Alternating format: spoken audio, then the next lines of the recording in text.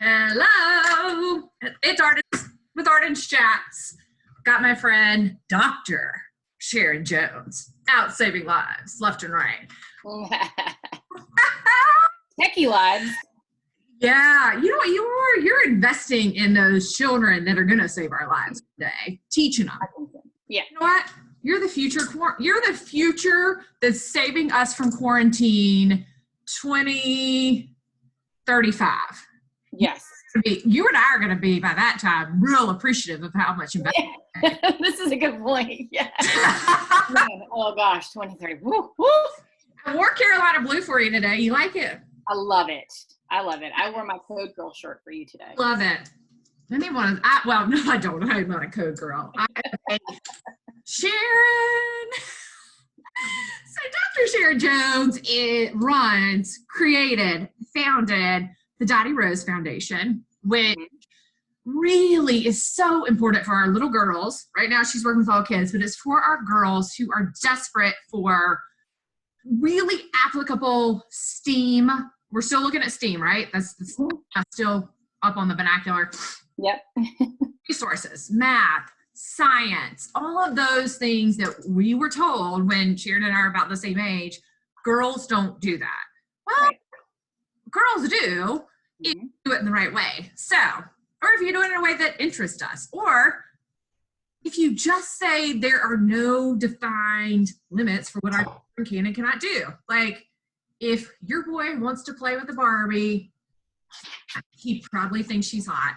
So, exactly. I love that. Yes. If they want to play, if Barbie wants to marry G.I. Joe, I say go for it, Barbie. Right. Why not? Right? So we're already off the rails. Sharon, tell the people who you are, and then we're going to dive into what you're doing now, and then what you like to do as a whole, what the Dottie Rose Foundation was about from the beginning. So tell my people. Thank you, Arden, so much. Thanks for having me. Yeah, so as she mentioned, my name is Sharon, and I have been a computer science teacher for the past 20 years, which is still a little bit of a pinching moment right now to even say that. This is the year of 40 for me. 2020 is the year of 40. So I'm like, this is a year, like, what, right? Look how good 40 looks. I mean, you got to have a ring light. You have an infinity med spa and a La Petite on your side, but it looks good. Yours is a little trim from the COVID time, but that's okay. So anyway, I've been a computer science teacher for a long time, and really the impetus of why even this foundation came to be is that over my years of teaching, and I am a self-taught technologist, as you mentioned, Arden, like I didn't grow up with a lot of technology. We got our first computer when I was a senior in high school to do my senior exit project. And I still remember doing like the tic-tac-top, like the little one finger typing to actually write that paper. And I went to college. I went to Carolina, so Arden and I have that in common. And I remember so distinctly my sophomore year, our professor told me, hey, you guys are going to need to do your presentation in PowerPoint. And I was like, what is a PowerPoint? Like I had no clue. Like Sharon's from Charlotte. She ain't from like Arden County like me. Where like, what? And the only reason I want to tell you real quick, I learned to type on an actual typewriter. Oh, yes. I had to take a typing class because I had a hole in my agenda and it was typing or shop. And my mama went, now, honey, you trying to go to journalism school and you cannot type. You certainly don't need to be near knives. You're taking this typing class. And it served you well. It has served me well. It has. And typing is still a thing. Like even I have two boys that are 8 and 5. And part of our work that we do, and especially even this time we've been out for the virus situation, is they do typing 30 minutes each day because really they're using technology, but they don't know how to actually use the keyboard.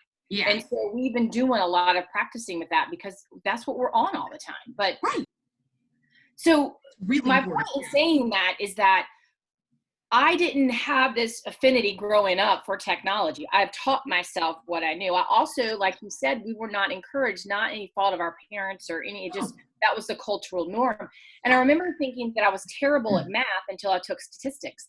And actually, I loved it. It made sense. The numbers made sense. And so what happened for me is over time, I found my love of tech by way of doing programming of data. So I say that because I'm not a software developer. I'm not a website developer, which is a big misconception. I think people think that if you say you're a coder, that that's what you do. Actually, what I do, where my area of expertise is that I code things like SQL, Microsoft SQL, which is a database platform, SAS, not SaaS, but SAS, which is a software and an analytical software that's used in a lot of banks and things. And I run the programming to do analysis of numbers, and I'm passionate about it, right? So in all of this, the reason why it came to be was I noticed as I was teaching, and I've taught everything. I mean, I've taught software development and web development, all those things. The number of females in my classes declined dramatically over the 15 years I was in the classroom. And I thought to myself, something is not right here. We are not serving our young ladies the way that we should. The cultural norm is still divided that this is a guy's thing, or that math is a guy's thing, or whatever it is. And math is a huge part of computer science and STEM. There's all these other pieces. My tagline that I say all the time is that if you can write a really good sentence in English, then you can write a great line of code. Okay. Because a line of code is the same thing as writing a sentence in English. Okay. So the Dottie Rose Foundation came to be, for long story long, as I'm exaggerating, is that I wanted a place where girls could come and learn and grow, feel safe, fail forward, and learn around things that are of interest to them that tend to attract a female persona. Oh, I love that. Feel safe and fail forward. Mm-hmm. That's a great acronym for right now too, is one of the things that I think a lot of people are stuck in, that I don't know what to do with myself, because they're still in the mindset of, I'm so used to just doing one thing, I don't know how to try something new. And I think what your program does is teaches especially little girls with our innate ability to want to be perfect. It teaches you from a young age, failing is not a problem. Like, you learn from what you fail from, right? Like, as I'm in Arden's chats, I'm having to go back and re-record some with people because something in the software, I hit record, either I didn't do something right or the software didn't do something right, and I'm so embarrassed to go back to people and say, your session didn't record, because I'm innately a perfectionist. Absolutely. If you're breaking that habit from a young age, fail forward, especially something that to me is still difficult. I still find, I was like putting up something, I put something on my Facebook yesterday of like, oh my gosh, I finally figured out how to put all of my events on my own website. Like, it took me a week, but I figured it out. Yeah. And that tenacity and that figuring out the problem solving is the key element to what we do in our programming. And let me be very thoughtful about this. I fail every day. I mean, this is not something that I learned overnight. I mean, I've had to teach myself everything I know, really, because things, we have changed, our culture has changed so dramatically over the past 10 years in terms of the technological exposure that we've had. When we were younger, it wasn't like you could just hop on Google and figure out how to code a website, right? You had to figure out with books and this and that. And the first website I ever did was on 5 floppy disks that I put in, and then I had to upload to a FTP site, which is a file transfer site, to actually put it onto the actual web, right? Yeah, it's crazy. But that's my point is that even in the work that we're doing right this second, where we have pivoted and put all of our courses online, yesterday was a giant disaster. I mean, I'm not gonna lie to you, it was a hot mess. So we are partnering with Microsoft on this week's online course, and we're using Microsoft Teams. Well, I haven't used, it's very similar to Zoom, but it's different. Yes. And the way you get on is a little bit different. And seriously, Arden, I was like, OMG, we are a disaster right now. I mean, and it just is what it is. Like, I had to send a note, like, I'm so sorry, guys. Like, we are literally failing forward right this moment. where we thought we had you on and then you dropped off. And so we're coming up with plan B and C today. So we're going to try it again. And then if it fails, I've got a backup. But that's, I mean, I am doing that right now, just like you said, with some of the technology. I mean, it happens. That. Like, I'm going to get into the kids in a second, but I think this is so important. That's the beauty of what this period is giving us. You don't have anywhere to be. She popped on, we were going to do a quick segment that I can send to media for her great classes that she has going on, because media is transitioning. And I'm like, I need you to see that she's great on camera. And if you want to pull this and plop it on right now, or if you want to interview her, we've got all the options. But I got on, I was like, so where are you going? We're going to do a couple chats on this, because I keep thinking about things, and I just if I'm close with you, you know what I'm going to do to you anyway, so it's fine. Yeah. What else do you have to do except figure out, how do I move forward? If we reopen the country tomorrow, okay, that's one thing. What if we don't reopen it for another month? What are you going to do with yourself, and how are you going to take advantage of this opportunity? Because Sharon's got your kids covered, and I want you to tell them what you're doing for their kids, so my adult audience can be failing forward, because that's a great message for now. What first do we have going on for the kids? So for the kids, what we have put together has been pretty awesome sauce. I have to say, I'm really proud of what we have put together, because what's interesting, you said about what, this time, kind of what else? Well, we had this gamers series that we wanted to do, and we were kind of oh, when do we do it? I was like, you know what? Let's do it right now. Let's just do it. Let's do it. So this week is the last week, but then we'll be opening up other series pieces. But what we've been doing is we've offered each day from 3 to 4:30, the kids hop on, and you could register for all 4 weeks or just 1 week or whatever that looks like, however you want to do it. And the kids learn a different gaming platform each week. And the purpose behind choosing 4 different platforms is to show the variety and how you can find a platform that fits you. So we've done Scratch. We are doing Make Code right now, which is making your own video game. We did animation this past week, which is very female focused, because we love as a female, we're drawn to colors and design and flow. And the kids learned JavaScript, which is a highly sought after skill in web development, but also created these amazing animations that they could export and use for whatever purpose they want. And then we've learned Twine, which is a web-based platform, which I'm going to do again for sure, because this is storytelling. So for those of you that love English, if you've got girls or boys that love to read, Twine is the platform for you, because you can teach them a technical skill in design using HTML and CSS, but they still get to write their story, and it's awesome.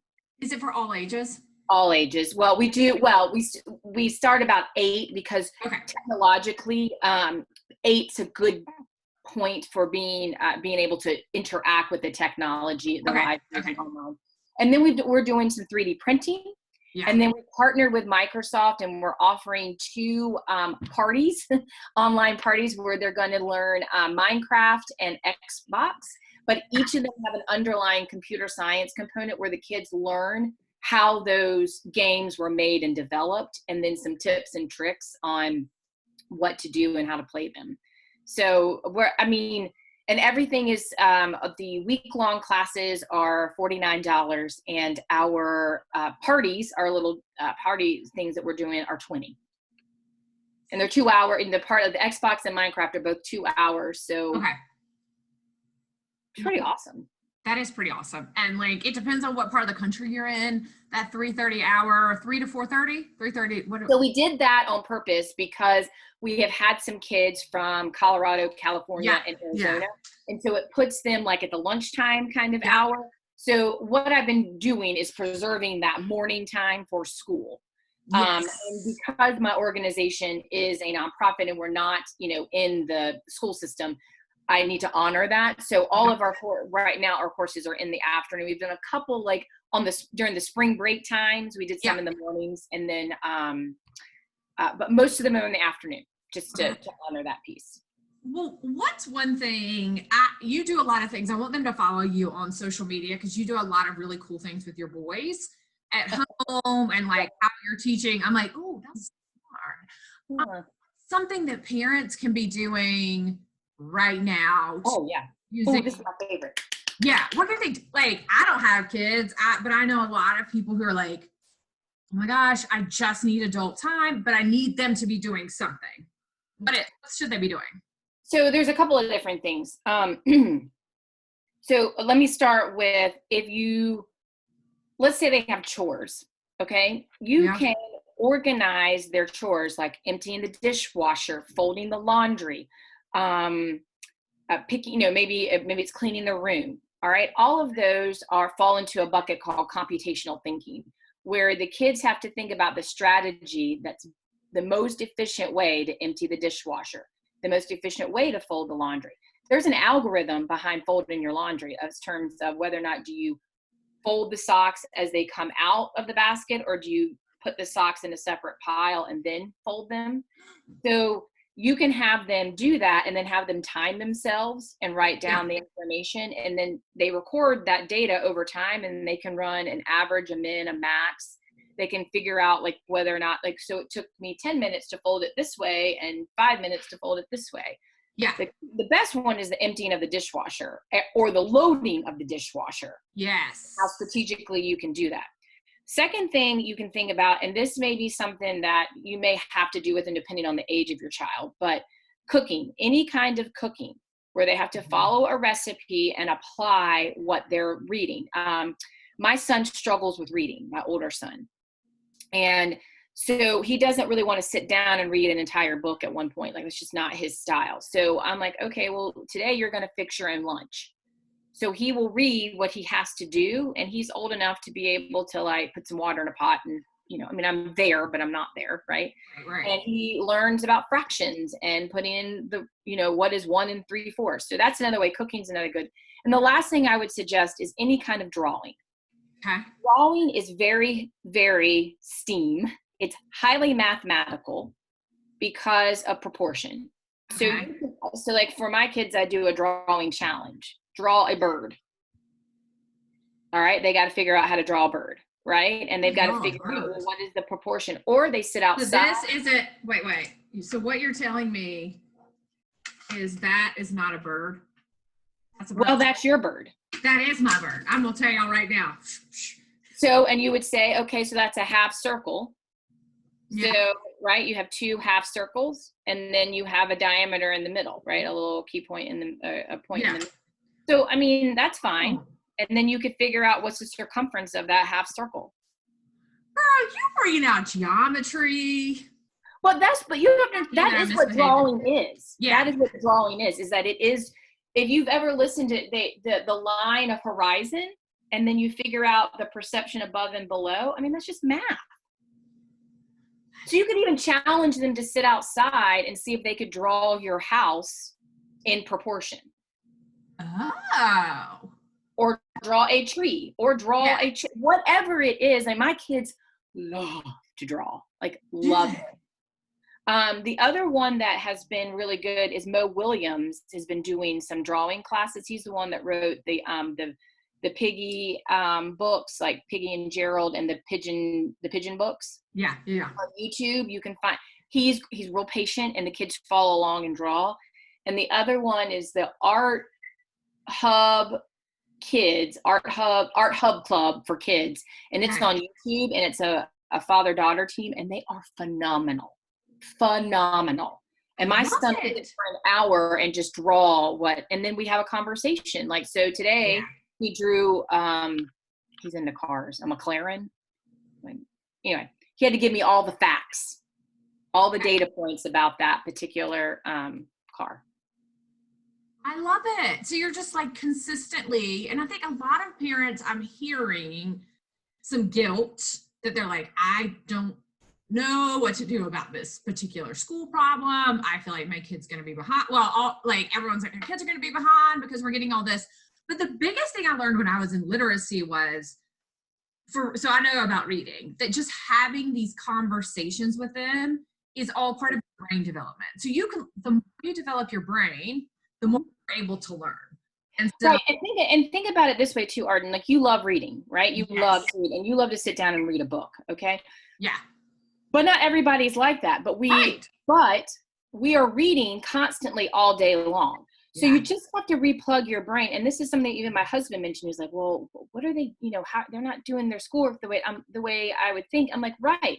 Because that's not the way I work. I was never one to sit down for a very long period of time. So what I want parents to think about, and I'm not saying I'm right or wrong. I mean, this is just my perception. They need to do some of their schoolwork, but the key of them actually learning how to read is applying reading. Yeah. So that's reading instructions. That's building a fort and then having them write Dylan and Ethan's fort, do not come in, without asking mommy how to spell do not come in, right? Yeah. That's applying their reading. That's the vocabulary words that are so important.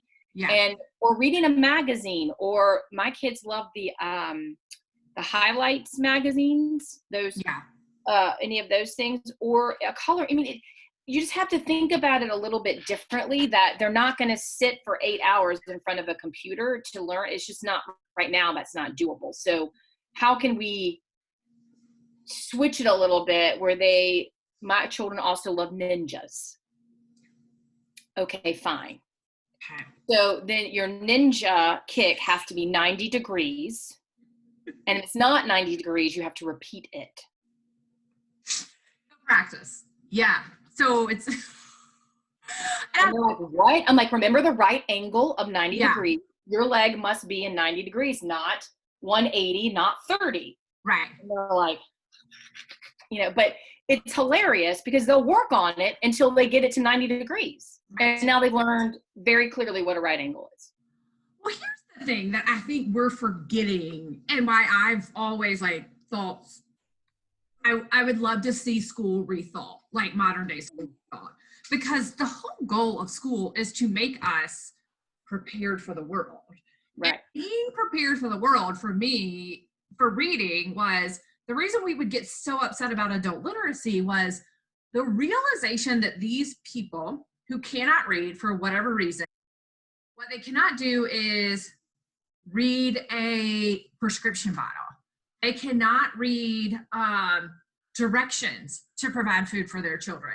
They cannot read a nutrition. They cannot read a stop sign. All of these sorts of things that you forget. You're like, oh my gosh, that's a terrible mother who overdosed her child. Well, she couldn't even read to know what to tell her child. So that's what and it's about math. Like, oh my gosh, I undertipped or I overtipped, or I didn't pay my bill on time, or I couldn't keep it up. Like, if you don't understand the math of it all, understanding how to have a budget, we're teaching our kids how to function in the world, and being creative with them and allowing them space to rest and allowing them space to get creative, or understanding that you maybe can't keep up with their reading. So them rereading the same book, or providing new, or go write your own story, or go create your own math problem, or go do any of that, is actually really important for their development.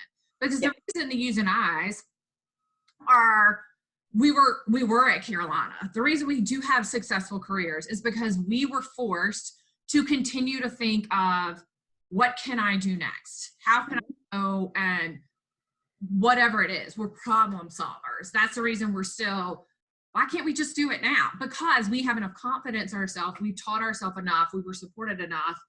There's no reason that we can't be building the same generation now, allowing them to grow and flourish and leaving them space to be children. Yes. And oh man, we could talk hours for that. It's so important for them. That's the piece that I have said a long time, that the current school system that we're in, and part of the reason why the girls have struggled to see themselves in technology or in computer science, is the way in which there's not really a great opportunity for the kids to fail forward and use their imagination. Yeah. That's something that's been really neat to watch my two children do over the past 5, 6, we're on week 6 now. So 5 weeks of them building forts, and, they can't watch their pads for the better part of the afternoon. So they have to use their imagination. I mean, they're out on the front porch right now playing whatever they're playing, hide and seek, ninja, whatever it is. And that's really awesome. That gives them such a different perspective on how, when we sit down to do work and they don't know how to do something, to have more of the tenacity to keep pushing through it. Yeah. I love it. Okay. How can people find you? Because we'll keep talking about this forever. Yeah. So let me just say this too, that this is my passion. Education is my passion. And I believe that being a continuous learner, no matter your age, is what will move you forward and what will always allow you to adapt and change to whatever is put in front of you. If you are open to learning and open to failing and knowing that it'll take you to the next point, that is the key to me. And my grandparent, the foundation is named in honor of my grandmother, Dottie Rose. And my grandmother did not have a formal education. She grew up in a time when women were not educated. But what my mama did her whole life was she consistently took classes. She consistently did things to educate herself. And that didn't always mean taking a class. It could have been just serving at church or going and working with a group of women in the garden club. But she took a lot of dance classes and flower classes and things like that. She was always learning and growing. And I think that's the message. So where can people find me? You can find me at DottieRoseFoundation.org. Well, let me just say that back. All my social media is at Dottie Rose Foundation. Our website is DottieRoseFoundation.org.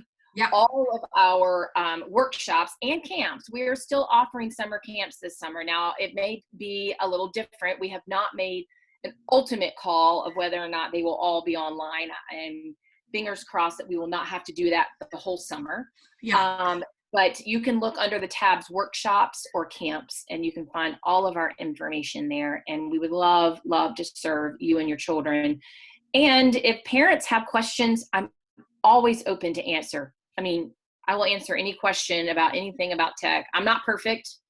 Believe me, I've failed as a mom quite often these past couple of weeks, but I am game to talk about anything that people have seen to be helpful with their kids or if they have questions. Yeah, I love it. And one thing she did not mention that I'm going to mention is these week-long classes for kids are $49. So, but she's also serving children that maybe cannot afford it. So there's scholarship opportunities. I'm going to get off, and as soon as I get off and get this recorded, I'm going to give $50 because if I don't, I'll forget. And I want to, I literally to that. Listen, literally, I helped her turn a child away. Ever. I helped create her annual fund campaign through stress, and I forgot to give 95 times to it. So I'm going to do it as soon as we get off. I did. So this is going to be. I'll remind you again in October, but and just say this, yes, Arden has been key in helping me figure out how to move my mission forward with a purpose, because my goal is to serve every child, and it doesn't matter what background you come from. And let me say this, that what has been so beautiful about the way our organization has flowed and grown and et cetera, is that we have children from all backgrounds. Yeah. And that wonderful mix of young people has brought such joy and learning and diversity that that the kids, they're simply unbelievable. Mm-hmm. I mean, and watching them help one another and grow is, it's why I get up every morning. It's why I can't stop coming up with things for them to do, but we will never turn a child away. Scholarships are available. Please send us a note. You can find our email. It's just hello@DottieRoseFoundation.org, and we will work with you. Yes, I love it. So if you're watching this and if you're able, we're all talking about shop small right now. I would love for you to give small as well. So your $50 will provide a child an entire week, 2 hours worth of content, like learning and growing, and give those parents 2 hours to themselves, like, because they don't have to be there. She told me they have Zoom rooms, they break out one-on-one sessions, all of these things. So if you're watching this, it's going to be in the information, go and give $50. I'd love for you to. So thank you, Sharon. It's great to see you. Well, good to see you. Thanks for having me. I appreciate it very much. Thank you. Heart.